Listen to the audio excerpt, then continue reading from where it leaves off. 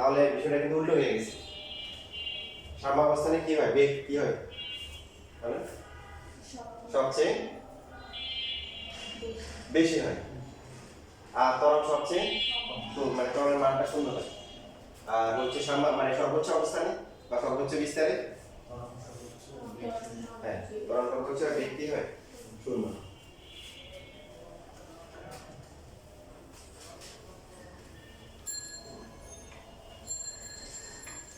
দেখেন আপনারা অন্যান্য চ্যাপ্টারে বা স্প্রিং এর ক্ষেত্রে পড়ে আসছে, মনে আছে যে হচ্ছে স্প্রিং এর ক্ষেত্রে বল সরণের সমানুপাতিক এবং বিপরীতমুখী। আর স্প্রিং এর বলটা কিন্তু ধ্রুব থাকে না, প্রথম দিকে টানার জন্য যে পরিমাণ বল প্রয়োগ করতে হয় পরের দিকে একই পরিমাণ সরণ দেওয়ার জন্য আপনার বলটাকে কি করতে হবে? বাড়াইতে হবে। মনে আছে সঞ্চয়ী বল। তো এই বলটা কোনটা? এই বলটা কিন্তু বাইরের দিকে বল না, একটা স্প্রিং আছে, তো এটা স্বাভাবিক অবস্থায় এখানে আছে, এটাকে টেনে বল প্রয়োগ করে এখান পর্যন্ত আনা হয়েছে, এটা হচ্ছে এক্সটার্নাল ফোর্স। তো সরণটা হচ্ছে কোন দিকে? এটা হচ্ছে। আর এই একটা হচ্ছে তার প্রত্যয়নী বল। প্রত্যয়নী বল মানে সেই রিস্টোরিং ফোর্স, আবার আগের অবস্থায় দিতে যাচ্ছে। এই একটা, তাহলে এ এফ আর এক্স এটা কি একই দিকে না বিপরীত দিকে? বিপরীত দিকে। যে বাহ্যিক বল দেওয়া হচ্ছে সেটার জন্য কিন্তু সরণটা সমানুপাতিক, কারণ বাহ্যিক বল যেদিকে দেওয়া হচ্ছে সরণটা সেই দিকে। আমরা যখন স্প্রিংকে টান দিচ্ছি স্প্রিং কিন্তু ভিতরের দিকে কি করবে বলেন? তার প্রত্যয়ী বলের জন্য সে আবার আগের অবস্থায় ফিরে যাওয়ার জন্য কি করবে? সে ভিতরের দিকে একটা বল প্রয়োগ করবে। এই জন্য এই বলটা হচ্ছে সরণের সাথে কি সমানুপাতিক। আপনি যদি আস্তে টেনে টান দেন দেখবেন যে আস্তে ধাক্কা দিবে, হয় না? যে মনে করেন কাগজ দিয়ে একজনে রাবার মারতে গেছে, মারতে গিয়ে নিজে ব্যথা পেয়েছে, কেন? এমন করে টান দিতে খুলে দেখেন হাতে ব্যথা পেয়েছে নাকি? বা কাগজ দিয়ে যদি একটা আস্তে টান দিয়ে মারে, আস্তে গিয়ে আঘাত করবে, তার মানে কি বলটা কম হয়েছে। আর জোরে দিলে জোরে আঘাত করবে, তার মানে সরণ যত বেশি হয়েছে বলটা তত বেশি কি জমা হয়েছে। এখানে বলটা সরণের সাথে কি সমানুপাতিক। দেখেন এখানে এই রিলেশনগুলো দেখা দরকার। f = kx না kx, এটাকে বলা হয় কি বল ধ্রুবক, আর স্প্রিং এর জন্য কি বলা হয়? স্প্রিং ধ্রুবক বলে।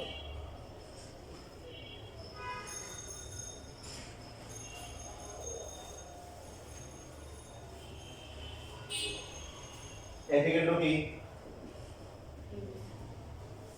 ma, so a = কি minus k by a k by l into t x।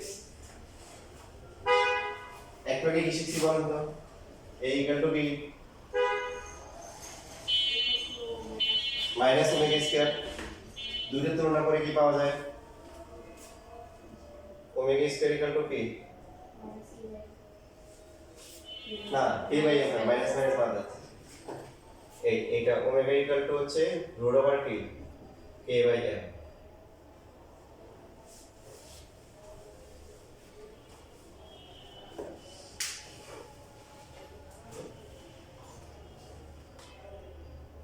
ঠিক আছে, দেখেন আমরা তো হচ্ছে হলো যে সরল দোলকের পর্যায়কাল বের করার জন্য 19 এর সূত্র শিখছি, তাই না? 2 pie root over k l by g, ঠিক আছে না? এটা এখানেও আছে, এখানেও মানে আগে তো সূত্র দিয়ে দিয়েছি, একটা হচ্ছে বর্গমূলের সমানুপাতিক আর অভিকর্ষ সরণের কি বর্গমূলের ব্যবস্থা আমরা যদি দুটো মিলে তারপর 2 পাই দিয়ে দিয়েছি। বাট আমরা আমাদের যে বেসিক, এই বেসিক দিয়ে কি করতে পারবো? অথবা না, এই বেসিক দিয়ে হচ্ছে এই সূত্র প্রমাণ করব ইনশাআল্লাহ। এখন প্রশ্ন হচ্ছে একটা স্প্রিংকে টান দিলে সেই যে তার যে পর্যায়কাল হবে সেটা কিভাবে বের করব? এই সূত্র ওমেগা = কি 2 পাই বাই কি t, তারপর হচ্ছে k বাই l, তাহলে উল্টে গিয়ে কত হবে? t হবে উপরে, 2 পাই হবে, তাহলে এখানে উপরে m চলে আসবে, নিচে কি আসবে? k আসবে। তো t এর ভ্যালু কত?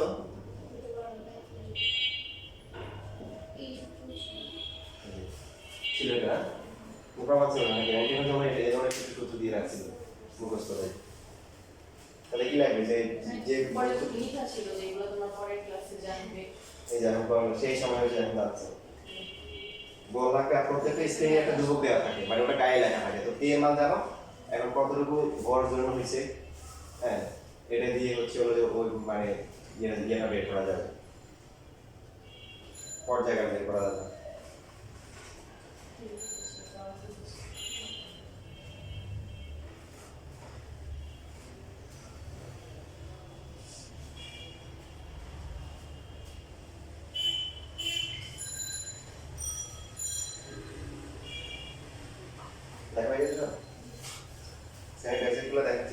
ক্লাস ইনশাআল্লাহ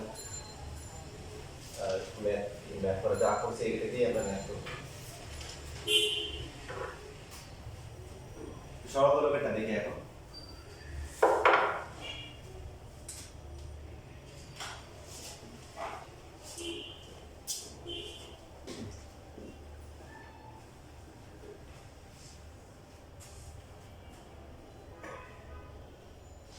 এটা যে কোনো অবস্থা থাকতে পারে, মনে করেন যে এখান পর্যন্ত আসতে পারে। আমরা এখন কৌণিক বিস্তারটা হচ্ছে হলো যে মানে 4 ডিগ্রি ধরতেছি না, যে কোনো কৌণিক বিস্তারের জন্য মনে থাকবে। আপাতত আমরা ধরতেছি কি যে কোনো কৌণিক বিস্তারের জন্য একটা দোলক একসাথে এইভাবে ঘুরতেছে।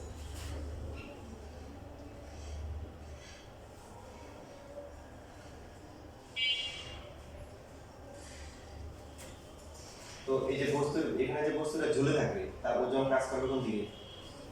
নিচের দিকে, যেটা হচ্ছে mg। দেখেন এটা আর এটা কি সমান্তরাল না? এই কোণটা থিটা হলে এই কোণটাও কি হবে? থিটা হবে। তাহলে mg কে 500 ভাগ করলে কত হবে? mg cos theta. আর তার এটা লম্ব বরাবর কোন দিকে? লম্ব বরাবর কাজ করবে হচ্ছে mg কি sin থিটা।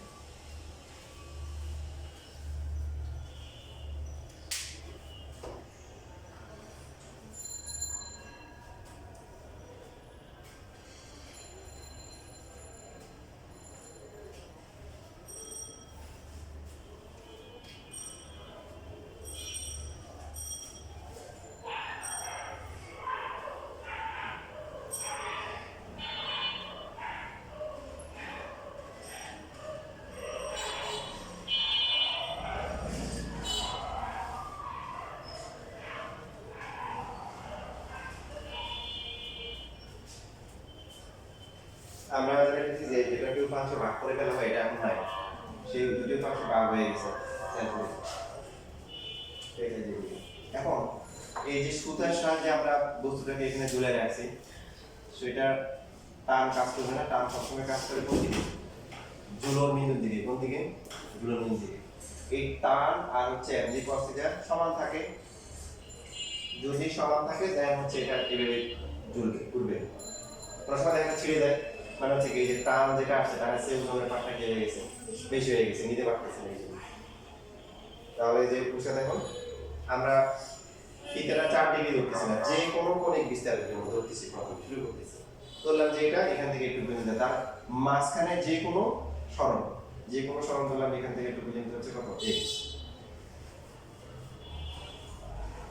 তো এই যে কোনো x সরণের জন্য হচ্ছে হলো কত? এখানে আসলো ওজন কাজ করবে কোন দিকে? বস্তুটার নিচের দিকে। এই রেখাটা একটা সমান্তরাল না, তাহলে এই কোণটা থেকে হলে এটা ঠিক হবে। তো ওজনের এই দিক বরাবর কোণ সমান, সুতরাং সুতা বরাবর হবে কত? mg cos theta. আর তার লম্ব বরাবর হবে কত? mg কি sin থিটা। তো এইটা আর হচ্ছে এটা পরস্পরকে নিষ্ক্রিয় করে দেয়, কারণ যাকে উপাংশে ভাগ করা হয় সে কিন্তু নাই। এবার আপনারা নিজেরাই বুঝবেন যে কেন বস্তুটা আবার ফিরে আসে। দেখেন এটা পরস্পর সমান আর বিপরীত মুখী। যখন দোলনায় ঘুরে তখন তো এরকম হয় না যে নিচে নেমে গেছে আবার ঘুরে, এরকম হয় না, এইভাবে যায়। তার মানে এই দুটো বল সমান থাকে। এখানে আরেকটা বল বাকি আছে এই দিক বরাবর, আর আমরা এক কথা বারবার বলে আসছি, লম্ব বরাবর কোনো অ্যাকশন থাকে না। এখানে যে বলটা আছে এই বলটা এর সাথে লম্ব, সো ওর বলটাকে ওরা কি এরা কিছুই করতে পারবে না, লম্ব আছে দেখি। কারণ এই ও ডাইরেকশন কোন দিকে? এইদিকে না। এই জন্য যখন ও যাচ্ছিল ওইদিকে, এই বলটা তাকে এইদিকে যেও না, বলো থামো। তাকে হচ্ছে মনে করো তাকে দৌড়ে আসতেছে, আপনি তাকে আপনাকে ধাক্কাচ্ছে, কি হবে? ও কিন্তু ছোট মানুষ যদি ধাক্কা দিতে পারবে না, ও পারবে যে পিছনে চলে যাবে, পারবে ওটা। কিন্তু একটা গাড়ি মনে করেন আসতেছে, রিস্কে আসতেছে, আপনি দাঁড়াই কিন্তু একদম প্রত্যেক থামাইতে পারবে না, কি হবে? পারবে, কিন্তু একটু পিছনে চলে যাবে। তো এটা হচ্ছে এরকম যে এখানে যখন হচ্ছিল যাচ্ছিল সে একটা গতি নিয়ে, গতিশক্তি নিয়ে, এই যে তার ওজনের হচ্ছে এই দিকের পাশ কাজ করার কারণে সে কিন্তু এক সময় কি হয়ে যায়, এই যে বল কাজ করতেছে, তো বল কাজ করলে এদিকে একটা ত্বরণ কাজ করবে, সরণ কিন্তু এইদিকে, আর বলটা কাজ করতেছে বিপরীত দিকে। তো এই জন্য ত্বরণ কাজ করতেছে বিপরীত দিকে, এই জন্য তার বেগটা কমে কমে একসময় শূন্য হয়ে যায়। পরে আবার সে কি করে, এই বলটার কমার জন্য আবার এইদিকে আসে। এইদিকে যখন আসে আবার খেয়াল করে কি হয়, এইদিকে যখন আসলো তখন কি হচ্ছে বলতো? ওজন কোন দিকে? এই দিকে। এই কোণটা হচ্ছে থিটা, খেয়াল করেন এই কোণটা কি? থিটা। তাহলে এখানে যদি আমরা যখন এখানে থাকবে ওজন কাজ করবে হচ্ছে নিচের দিকে এই যে, তাহলে এই দিকে উপাংশ কত mg কি cos থিটা, এইটার সাথে লম্ব বরাবর উপাংশ হবে কি বরাবর, লম্ব বরাবর হবে mg কি sin থিটা। তখন আমার কাহিনীটা দেখে তখন হচ্ছে এটা আর থিটার টান দুইটা সমান, পরস্পরকে নিষ্ক্রিয় করে দিল, ফিল্ডে কি আছে ও একা, ওকে প্রতিহত করার কেউ নেই।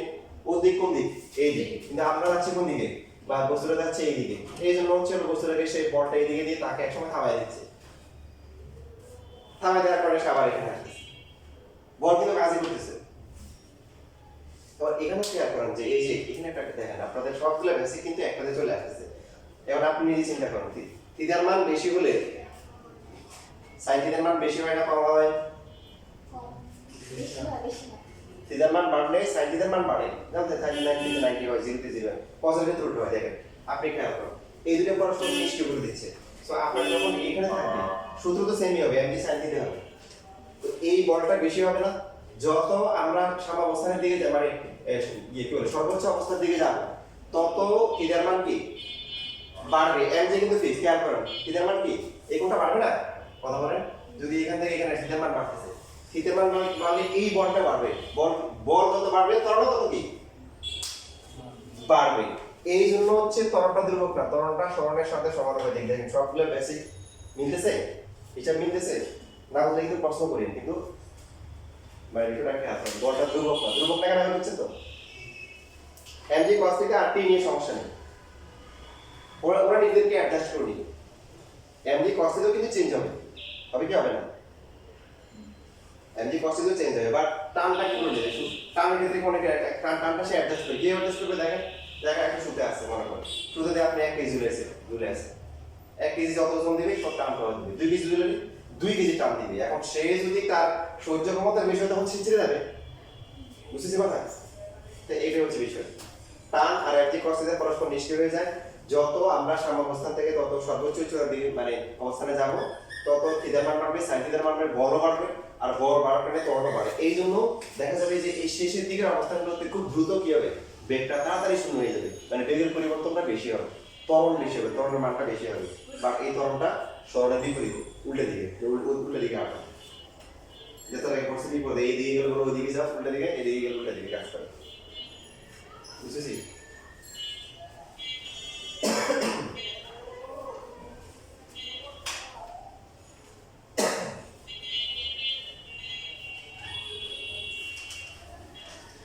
তো আমরা এই যে এখান থেকে যে আসলে এই সরণটাকে আমরা ধরলাম হচ্ছে হলো কি এক ধরলাম, কি ধরলাম, এটা হচ্ছে কি এল না, তাহলে আমাদের এখানে যে বলটা কাজ করতেছে, বল হচ্ছে কত, এফেক্টিভ যে বলটা কাজ করতেছে mg কি sin থিটা।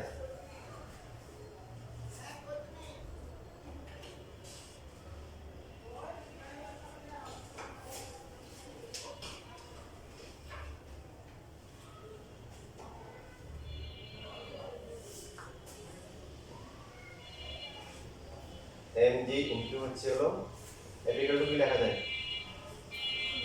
m,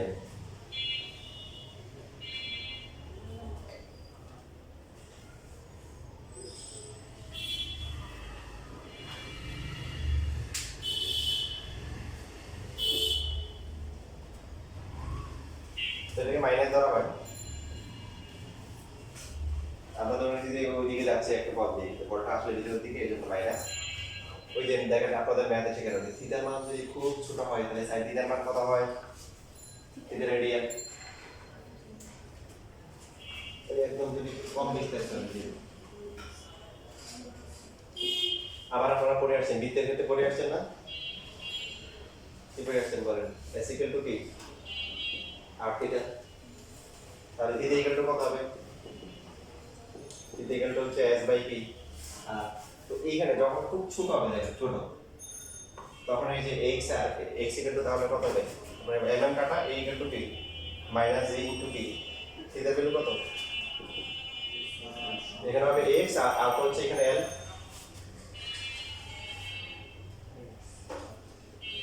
এই যে যখন থিটা খুব ছোট হবে মানে থিটা তখন একটু খুব শূন্যের খুব কাছাকাছি, মানে খুব ছোট, এই যে তখন এটা হচ্ছে কি x, এই যে এটা ব্যাসার্ধটা তখন l না, আর থিটা তো হচ্ছে থিটা, তাহলে থিটার ভ্যালু কত x বাই p। এই সমানুপাতিক কত মাইনাস g লেখা যায় না, কারণ g এর হাতে ধ্রুবক। এখন আসেন দেখেন 4 ডিগ্রি কেন বলে, এটা লাইনে আসছেন। থিটার মান যদি বুঝি বললাম অনেক শূন্যের কাছাকাছি অনেক ছোট হয়, তখন হচ্ছে সাইন থিটা থেকে এই সূত্র করতে গেলে সাইন থিটা থেকে থিটা ধরে সাইন থিটা থেকে কখন হয় যখন থিটার মানটা ছোট হয়, আর থিটার মানটা ছোট হয়ে লাস্ট সূত্র নিয়ে আসছে ত্বরণ সরণের কি সমানুপাতিক। কি বুঝে গেল স্বল্প বিস্তারে যখন চলবে, তাই আপনি বলতে পারেন তার মেজর দেখা গেছে শূন্যের খুব কাছাকাছি, তাই আমি মানি শূন্যের কাছাকাছি। বাট আপনি দেখেন আপনি যদি ম্যাথমেটিক্যালি যদি এটা 4 ডিগ্রি ধরেন, এটাকে 4 ইনটু পাই বাই 180 দিয়ে গুণ করে চেক করে দেখেন, আর sin 4 ডিগ্রি দেন, দেখেন তো এই দুটোর মধ্যে তেমন কি পার্থক্য হয়, চেক করে দেখেন। 4 ইনটু 3.1416 ভাগ 180 আর sin 4 ডিগ্রি, দেখেন কি এত বড় একটা পার্থক্য হয়।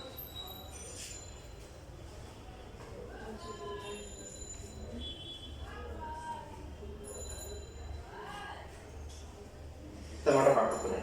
এবং এখন বলতে হতে পারে যেটা বললাম 4 ডিগ্রি কেন, ওরা হচ্ছে বিজ্ঞানীরা হিসাব করে দেখে 4 ডিগ্রি পর্যন্ত গেলে মোটামুটি কি হয় ত্বরণ সরণের সমানুপাতিক হয়, না হলে এরপর থেকে ব্যতিক্রম মানে ভেরিয়েশন হওয়া শুরু করে।